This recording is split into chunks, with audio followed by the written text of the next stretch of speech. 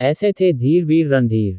धनबाद भारत में आमतौर पर पुलिस की जैसी कार्यप्रणाली है। भारतीय पुलिस सेवा के अधिकारी और धनबाद के आरक्षी अधीक्षक रणधीर प्रसाद वर्मा ने अपने को उसी अनुरूप ढाल लिया होता तो बैंक को भले चूना लगता और पंजाब के भगोड़े आतंकवादियों को झारखंड क्षेत्र में पैर जमान का साहस मिल गया होता और हो सकता है कि नक्सलवाद की समस्या से कराहते झारखंड की सूरत और भी बदरंग हो चुकी होती। पर इस जांबाज पुलिस अधिकारी ने रण में युद्ध करते हुए मृत्यु का वरण करना ज्यादा पसंद किया और वीरगति को प्राप्त करके राष्ट्र की शान बढ़ाई। इसमें दो राय नहीं कि अत्याधुनिक हथियारों से लैस पंजाब के भगोड़े आतंकवादी अपने को आर्थिक रूप से सशक्त करके झारखंड क्षेत्र में पांव जमाने के लिए धनबाद के हीरापुर स्थित बैंक ऑफ इंडिया पर जिस तरह धाव बोला था, वह एक देशभक्त पुलिस अधिकारी के लिए रण में युद्ध जैसा ही था। इस घटना के 27 साल होने को हैं, पर जनता की जेहन में आज भी वह घटना छाई हुई है और अपने जांबाज पुलिस अधिकारी की शहादत की याद ताज़ा है। वह दिन 1991 का 3 जनवरी था, जब रणधीर वर्मा ने उन दुर्दांत आतंकवादियों से अकेले मोर्चा लेते हुए मृत्यु को वरण किया और वीरगति पाई थी। एक मामूली रिवाल्वर से AK-47 असल्ट राइफल का मुकाबला करना एक कर्तव्यनिष्ठ और भारत माता के सच्चे सपूत का ही निर्णय हो सकता था। नतीजतन आतंकवादियों में से एक ने तत्काल दम तोड़ दिया और बाकी भाग खड़े हुए थे। इस तरह झारखंड क्षेत्र में पैर जमाने की एक बड़ी साजिश नाकाम हो गई थी।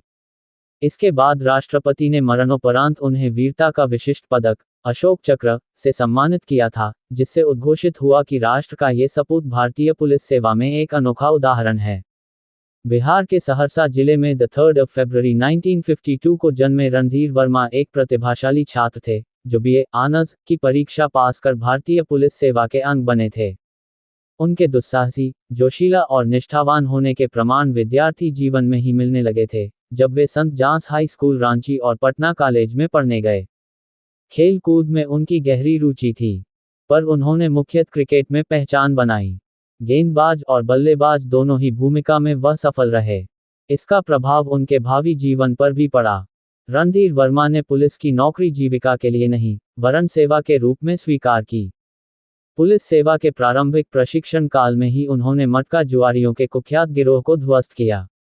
रांची नगर के प्रभारी सहायक आरक्षी अधीक्षक के पद पर कार्य करते हुए उन्होंने सांप्रदायिक सद्भावना बनाए रखने के लिए अथक प्रयास किया।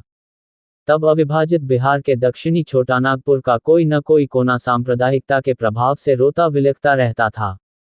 इन परिस्थितियों से निपटने के लिए श्री वर्मा ने एक कार्य योजना बनाई और सबके हृदय से समा गए। रणधीर वर्मा ने पुलिस सेवा की नौकरी 1974 में अपनाई तो वे इस बात से अवगत थे कि वह एक ऐसे पेश में गए हैं, जिसकी कर्तव्यनिष्ठा, कार्यकुशलता और ईमानदारी को लेकर लोगों के मन में हमेशा सवाल बना रहता है। उन्होंने विवेक, कर्तव्यपरायणता तथा हिम्मत के बल पर किसी के आगे न झुकने वाला एक निर्भीक व्यक्तित्व बनाया, जो नाना प्रकार के विकारों से वंचित था, पर निर्णय में कठोर था। उनके प्रभावशाली क्रियाकलापों के कुछ नमूने प्रारंभ में ही सरकार के सामने आए। अतः सरकार ने उन्हें बेगूसराय जैसे अपराधग्रस्त जिले का पुलिस अधीक्षक बनाया था। श्री वर्मा ने बेगूसराय में आरक्षी अधीक्षक पद पर योगदान करते ही माफिया कामदेव सिंह के आतंक से जनता को मुक्ति दिलाने के लिए अभियान चलाया। राजनीतिक संरक्षण के कारण कामदेव सिंह पर दबिश बनाना आसान काम नहीं था, लेकिन श्री वर्मा की कर्तव्यनिष्ठा और न्यायप्रियता के आगे किसी की एक न चली और रणधीर वर्मा को विजयी हाथ लगी। कामदेव सिंह की लाश गिरते ही उसके गिरोह का अक्रूर ध्वस्त हो गया। इस घटना के बाद रणधीर वर्मा जनता के हृदय सम्राट बन गए थे। कुख्यात कामदेव गिरोह के सफाये के बाद सरकार को बड़ी राहत मिली थी। जाहिर है कि इस घटना के बाद सरकार के लिए भी संकट मोचन बनकर उभरे। सिंहभूमि जिला में कोल्हान आंदोलन उग्रता हो चुका था। कई पुलिसकर्मियों की जानें जा चुकी थीं। ऐसे में स्वाभाविक रूप से सरकार को रणधीर वर्मा की याद आई। श्री वर्मा को कोल्हान की जिम्मेदारी दी गई। श्री वर्मा ने कोल्हान की जनता पर बिना बल प्रयोग किए शांतिपूर्ण तरीके से स्थिति को काबू में किया और वे कोल्हान की जनता के नायक बन गए। और भी ऐसी तरह तरह की न्यूज़ को देखने के लिए हमारे चैनल को लाइक करें, सब्सक्राइब करें और बेल आइकन जरूर क्लिक करें, इससे हमारे आने वाली न्यूज़ की नोटिफिकेशन आप लोगों को सबसे पहले मिले।